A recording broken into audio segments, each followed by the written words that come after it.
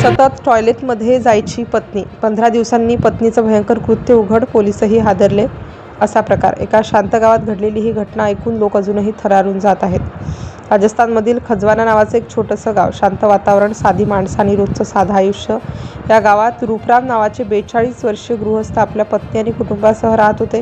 गावात त्यांची ओळख साध्या शांत स्वभावाच्या व्यक्ती म्हणून होती. रोजचं काम, घर आणि गावातली छोटी मोठी कामं अशा साध्या आयुष्यात ते व्यस्त असायचे. पण अचानक एक दिवस रूपराम घरातून बाहेर पडले आणि पुन्हा परतलेच नाहीत.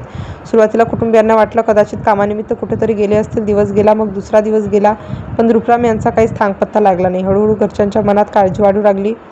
रूपराम यांच्या नातेवाईकांनी गावभर शोध घेतला, मित्रांकडे चौकशी केली, जवळच्या गावात विचारणा केली, पण कुठेही रूपराम यांचा मागमूस नव्हता. घरात चिंता वाढत होती, पण या सगळ्यात एक गोष्ट मात्र सगळ्यांच्या नजरेत येत होती आणि ती म्हणजे रूपराम यांची पत्नी. रूपराम बेपत्ता झाल्यापासून त्यांची पत्नी काहीशी वेगळी वागत असल्याचं लोकांना जाणवत होतं. ती कमी बोलू लागली होती, घरात शांत बसून राहायची आणि विशेष म्हणजे ती वारंवार टॉयलेटमध्ये जात होती. सुरुवातीला लोकांनी याकडे दुर्लक्ष केलं, पण हे रोजचं होऊ लागलं. घरच्यांनीही ही गोष्ट लक्षात घेतली.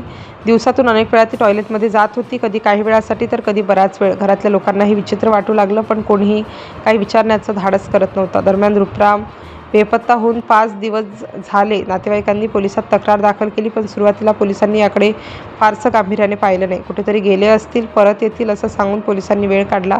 दिवस पुढे सरकत होते. रूपराम यांचा काहीच पत्ता लागत नव्हता. घरात तणाव वाढत होता. गावात चर्चा सुरू झाली. लोक वेगवेगळे अंदाज लावू लागले. काहीजण म्हणत होते रूपराम घर सोडून गेले असतील, काहीजण म्हणत होते अपघात झाला असेल. पण दरम्यान पत्नीचा संशयास्पद व्यवहार अधिकच वाढत होता. ती अजूनही वारंवार टॉयलेटमध्ये जात होती, कधी रात्री उशिरा तर कधी पहाटे. घरच्यांच्या मनात आता संशय निर्माण झाला होता.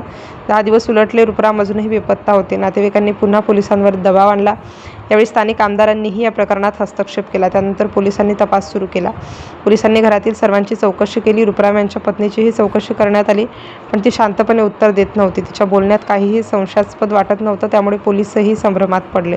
मात्र नातेवाईकांनी पोलिसांना एक गोष्ट सांगितली. पत्नी वारंवार टॉयलेटमध्ये जात असल्याचं त्यांनी सांगितलं. पोलिसांनी ही गोष्ट ऐकून लक्ष दिलं, पण सुरुवातीला याला फारसं महत्त्व दिलं गेलं नाही. दरम्यान 15 दिवस उलटले. रूपराम अजूनही बेपत्ता होते. गावात भीतीचं वातावरण निर्माण झालं होतं. लोक या प्रकरणाबद्दल चर्चा करू लागले. पोलिसांनी पुन्हा एकदा पत्नीची कडक चौकशी करण्याचा निर्णय घेतला. यावेळी चौकशी थोडी कठोर होती. पत्नीच्या उत्तरांमध्ये विसंगती दिसू लागली. पोलिसांचा संशय वाढत गेला.